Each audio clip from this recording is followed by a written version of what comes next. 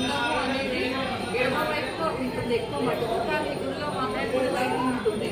ఇది ఒకటి ఇక్కడ చూడాల్సింది. సైత వినాయకుడు ఇక్కడ చూడండి. అందరం అన్ని భక్తులము అన్ని కానుకలు మేము సమర్పించుకుంటున్నాము. గోడిపిల్లము, జంజము, కందువ, గరక, పువ్వులు అక్కడ జై వినాయకే నమః, జై వినాయకే నమః, జై వినాయకే నమః, జై గణేష్, జై గణేష్.